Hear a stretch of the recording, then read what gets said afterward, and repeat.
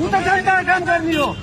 जनताले प्रत्यक्ष निर्वाचित गरेको मान्छेले तपाईँले मलाई किन धकाल्नु भएको? भाइ यो पुष्टि किन यहाँ भिड गरेको देख्दैन? कसले भिड गरेछ?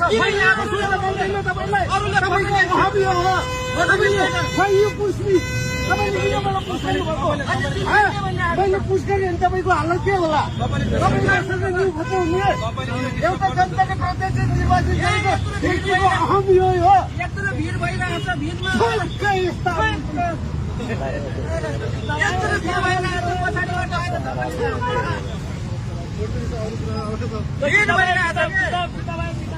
भिडमा त कमसेकम भिड कम गर्नुपर्छ नि। अर्को पालो सकेपछि अर्को पालो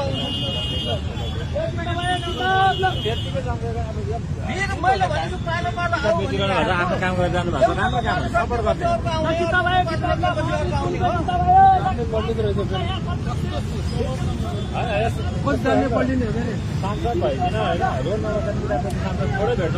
त्यही भनेको त नि, उहाँले त राम्रो तरिकाले आफ्नो तरिकाले बस्नु हो।